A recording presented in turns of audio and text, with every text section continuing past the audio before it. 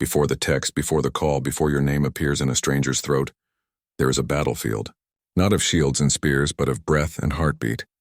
The greatest war ever fought was never on a plain beneath thunder, but within the mind of one who refuses to be dragged back into yesterday.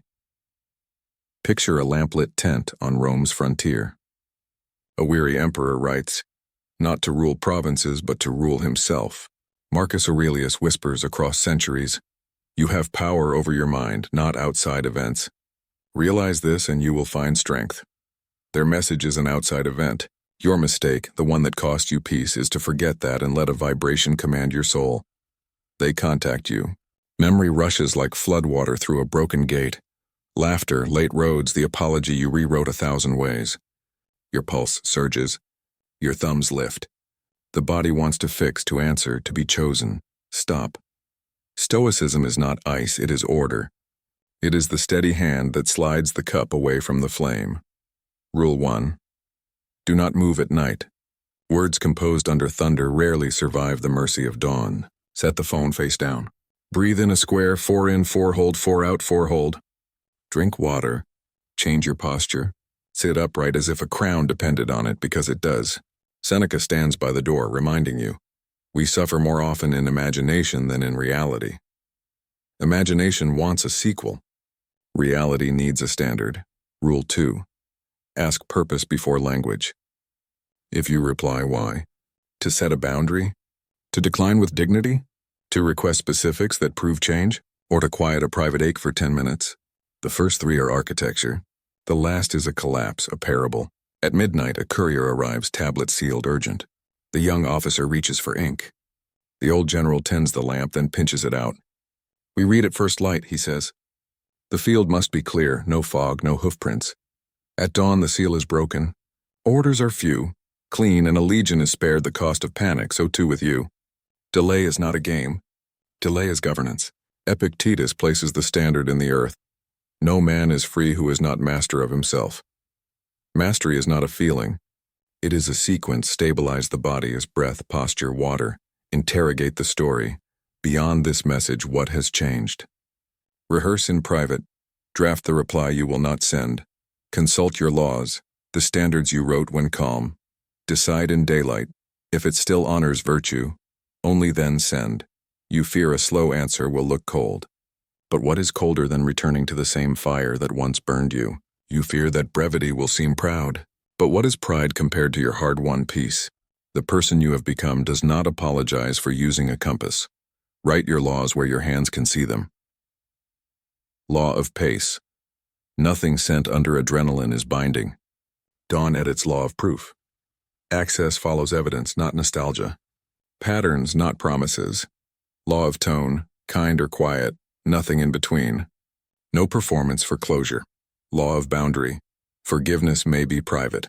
Access may remain closed. Law of channel. No late-night calls. No spinning apps. If it must be said, it's said where calm lives. Now notice the old gravity, how it pulls you toward long explanations and soft maybes. Resist. Truth is a blade that does not need decorations. Marcus again. If it is not right, do not do it. If it is not true, do not say it. When the sediment rises in the glass, you do not drink. You wait for the water to clear. Practice the creed you'll carry into daylight. I respond from alignment, not from ache. I do not confuse contact with change. I keep my peace even when invited to abandon it. If silence is right, let it be dignified silence, not a punishment. Motive is the difference. Punishment looks backward. Protection looks forward. If reply is right, let it be simple and clean. No hooks to drag you back into the old theater. Understand, the first mistake is not their message. It is letting their timing move the throne inside your chest. Keep your seat. A sovereign does not sprint at the knock. A sovereign chooses whether the door opens and how far. Hear the rain thin to mist. Hear the drums ease into a steady heart. The tent flap brightens with morning. You rose above the first ambush. The reflex that would have traded a kingdom for a moment of relief. You did not. You breathed. You waited. You kept your laws. You made it through the first storm. The night didn't own you this time. You didn't let impulse grab the wheel. You breathed. You thought, you waited. Now the dawn stands before you asking, if I must reply, how should I reply? Because silence is not always the only answer. Sometimes the right response, few words, clean words, and can close the gate without anger. But to speak from strength, you must first build that strength. This is the architecture of a strong reply. Like Rome's pillars, it stands on 5 stones: motive, tone, measure, boundaries, and peace. If one stone is weak, the structure falls. But when all 5 align, your words become a fortress, graceful, firm, unbreakable. Stone 1. Motive. The foundation. Every reply begins before your fingers touch the keys. Ask yourself, why am I responding? Be brutally honest. Is it for closure, validation, curiosity, or is it to speak truth with calm dignity, without seeking anything in return? Marcus Aurelius once wrote, "If it is not right, do not do it. If it is not true, do not say it." A Stoic does not speak to prove worth. He speaks to express character. If your motive comes from fear or loneliness, hold. If it comes from clarity, from peace, proceed. This single question will save you more suffering than any silence ever could. Stone 2. Tone. The soul of disciplined tone is everything. Your tone can show that you are calm even when your heart trembles. The right tone makes even few words feel powerful. Epictetus taught, "No man is free who is not master of himself. To master yourself is to master your tone. Do not be cruel, nor emotional, nor sarcastic." The Stoic reply is measured. It reflects the person you have become, not the person they once knew. Instead of, "I can't believe you're reaching out again," say, "I hope you're well. I'm focused on my path now." Instead of, "We need to talk about what happened," say, "I've made peace with the past and prefer to leave it there."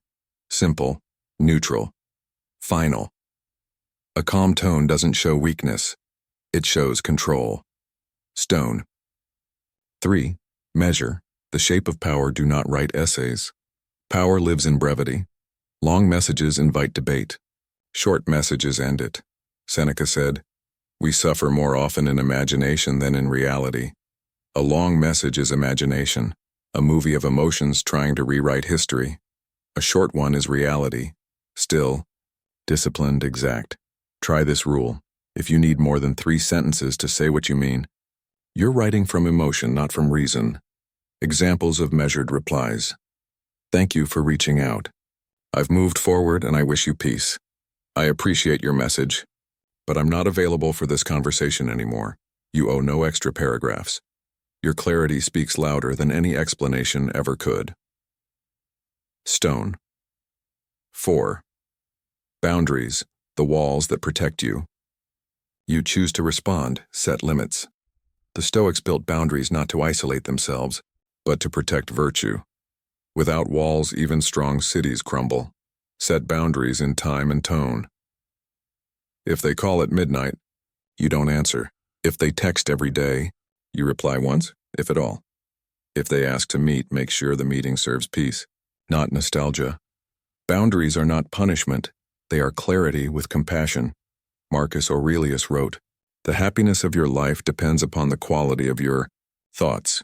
So guard those thoughts the way a commander guards the gates of his city." When you say no, mean it kindly. When you say enough, mean it completely. Boundaries are how peace survives. Stone 5. Peace, the roof.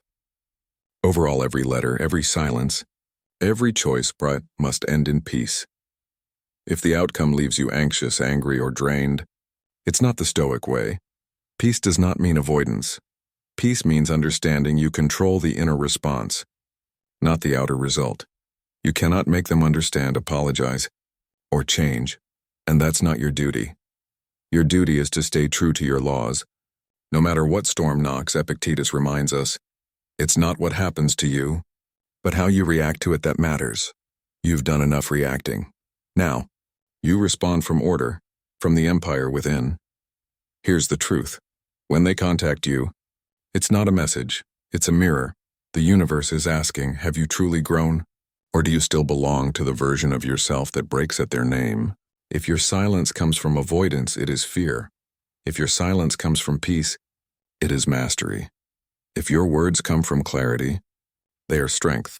And if they do not understand your calm, that is no longer your concern, because power is not in getting the last word. It's in not needing one. You have built your architecture, foundation of motive, a tone of restraint, a structure of brevity, walls of boundary, roof of peace. No one can shake that, not a message, not a memory, not even the echo of what once was. The world will always test your stillness. But remember, the Stoics never aimed to feel nothing. They aimed to feel everything, yet remain unmoved. That is your task now, to be present, but not possessed. To reply or not, and from discipline, not desire. To meet emotion with order. To stand, not shake.